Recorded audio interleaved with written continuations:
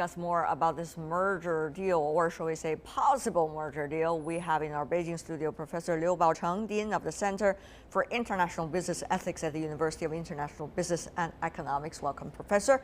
In Washington, D.C., we have another professor, Professor Christopher Chambers, Professor of Journalism at Georgetown University. Welcome. In Los Angeles, we're joined by Mr. Eric Schiffer, who is the CEO of Patriarch Equity. Welcome as well. So, let's go to our two American guests first. What do you make of the deal? Should they be a deal? Should the relevant authorities let it go through? Let's go to Mr. Schiffer first, as a business person. Well, it's interesting. I think that this is really somewhat of a diversion for AT&T. They have been bleeding and just getting devastated with subscriber numbers that are not to where they want them to be, and so this is an opportunity for them to redirect the focus, give them an opportunity to try to make a big deal. But the fact of the matter is, Time Warner had previously had distribution through its cable systems throughout the United States. They sold it off because they found that combining the two didn't make a lot of sense. I have not seen a case where adding distribution to content creates far more value for the company, and I think you're going to see it in this situation. Look, even if this deal happens, I think the potential of it happening is very unlikely, especially in the political environment that we're in today. Professor Chambers, what do you make of it? Is it going to be the size of the merger that's the problem, or actually the kinds of businesses combined that's going to create some problem with the authorities? I totally agree that, on the business side, there's not any example of this marriage of content to distribution actually working out, especially at this size with the history that both these companies have. At the same time, you have a situation where, again, politically, you have a huge populist movement, especially mobilized by Donald Trump, ironically, on the Republican side, where Republicans usually are in favor of deals like this. But you also have a situation where it's not making sense in this uncertain technological environment where, are we just building an empire here, or are we really focusing on innovation and speed? And there's no proof that we're going to get innovation and speed, but just a bigger empire, just larger monsters to fight the other monsters like Apple and Google. Well, Professor Chambers, what's wrong with having another empire? You've already got one, so why not have another? The business person would argue about that. And certainly, that would also create competition, they would say. Well, I don't know how it would be pro-competitive. I mean, it's basically a chess game among these huge companies, and they're not, nobody's really thinking about the consumer, or even, again, as we've heard now, it adds any value. It's basically a chess game against Apple, Google, Netflix, et cetera, et cetera. I don't see this helping. And frankly, again, innovation, we don't know if it's going to help innovation. Okay. We don't know if it's going to help, AT&T, it might even, its debt load is going to be incredible now. But Mr. Schiffer, on the other hand, business people are not stupid. I mean, they try to do a deal for some reasons. So if you're saying this is not going to benefit this, not benefit that, it's only going to, in a way, compete against the other empires, what is real motivation, do you think, behind this deal? I think that's the most important thing, isn't it? Well, first of all, I can show you a lot of business people that are stupid. So I don't know that necessarily equates. In this situation, they're hurting. I mean, they're losing subscribers, so they need something big. This is an opportunity for them to get something big. But I agree with your other guests. Where's the innovation that's going to come from this? If they want this kind of content, and frankly, it makes more sense for them to just license it. What really matters today in these networks is original innovation, original content. But in order to do that, you can do that in a far more economical way. I'm here from Hollywood today broadcasting. they have some of the best producers in the world. You can hire independent producers. You can bring in some of the best talent and create your own innovation. We've seen this with Amazon now, with Amazon Prime. All right. We've seen it with Netflix, where they're investing in their own programming. AT&T, if they want to be competitive, if they really want an advantage, they should create their own content. They don't need to buy a gigantic entity like Time Warner that is already creating their own content, but they're licensing it out to people. Well, so where's the exclusivity? I'm sure that both of the board of the two companies should talk to both of you, gentlemen, I have to say, for some advice. But having said that, though, let me come back to you, Professor Liu. I mean, if you look at these two companies, AT&T and also Time Warner, both of them are supposed to be regarded as quote-unquote traditional companies. They're not necessarily so-called new tech companies like Google, like Netflix. But the thing is, they also want to change, it seems. They want to make a difference. They want to have a new life. The question is whether that is the way to have a new life. Will they survive this new life? Is this new life going to be liked by most of the others in the population? I think those are the crucial questions to be asked. Are they going to have a new life with this? I think they are very much determined to really to have a new life in a way that because AT&T, Telegram doesn't really work anymore, so it should be AT now, and now they have to acquire new business to fill the gap. And they do not want the name to really disappear. Yeah. And also there are higher leverage supporters, JP Morgan and Citibank, etc. They are involved. So why don't we do the deal? So AT&T is still a strong brand, and also by having the content getting allied with the distribution, it also makes some sense from my perspective. AT&T, by the way, the other two gentlemen coming from the U.S. is not alone when you are talking about traditional companies try to acquire into the new market, for example, about content. In China, we also have some. AT&T is not, as we said, the only business giant eyeing for entertainment industry and TV industry.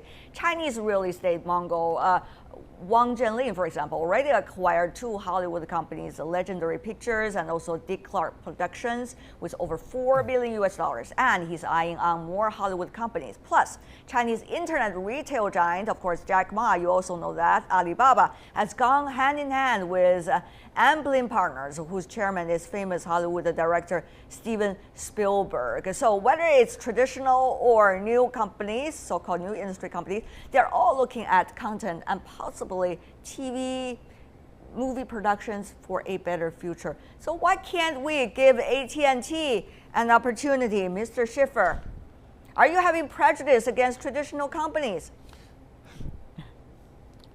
No, there's not prejudice. I mean, we're looking at this purely from a business standpoint, and I understand the rationale for certain Chinese investors to look at bringing and buying certain content producers, per se, and obviously being able to perhaps have exclusivity to the market in China and being able to distribute. Now, that's an argument that makes sense because there would be an exclusive element involved. In this case with AT&T, there's no exclusivity. They're already, Time Warner, already licensing across the board.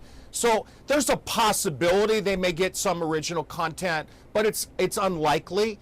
And to me, they're really doing it, like we said, and to try to create a diversion, to try to find some type of perceived value. But I don't agree with your guest there in Beijing. I don't think that adding distribution to content has ever shown to add more cumulative value other than 1+1. And certainly Time Warner's the perfect example of this. They divested of their distribution. They got rid of it because it didn't make sense. What about you, Professor Chambers? I mean, you're a professor of journalism. Of course, you come in from the content's perspective. Are we going to have more competitive markets in terms of producing content? Are the users now of those content providers going to benefit as a result? Are we going to have more new players coming out, bringing us new surprises for the consumers? Oh, I think we are, and in the United States and in China, I mean, you're seeing that every day. The question is, would a monster like this stifle that or bring it about at faster speeds, with more bandwidth? And the answer probably is no. the innovation in content is taking place, outside of these mega mergers. And, with Time Warner, you have HBO, you have CNN, you even have DC Comics. Time Warner owns Batman and Superman, but Time Warner is already licensing them out. Right. And I don't think the American consumer is going to want to be limited to an AT&T phone to see Batman. Other consumers want to see Batman and Superman, not just through AT&T. So, I mean, that's what's going on here, and that's where the innovation on the smaller level is happening. Now, another issue, of course, is whether Uncle Sam, our government, is going to let this happen at all. And if our Federal Communications Commission can find just a little tiny door to get jurisdiction, their standard for wiping out a merger is much lower than our Justice Department. And a lot of consumer groups are lobbying the FCC, and now you have Donald Trump and probably Hillary Clinton out there opposing this too. I don't know on that level if this is even going to happen. So, Professor Liu, having heard from the other two guests from the U.S., the question is, what's going to be the solution for these traditional, quote-unquote, the companies? Of course, this deal, as illustrated by both of them and many others, may not be a very smart one. And having said that, though, people are trying to look for new opportunities. The question has always remained, what is that new opportunity and solution? Well, of course, the technology really is really getting revolutionary in the media and entertainment industry.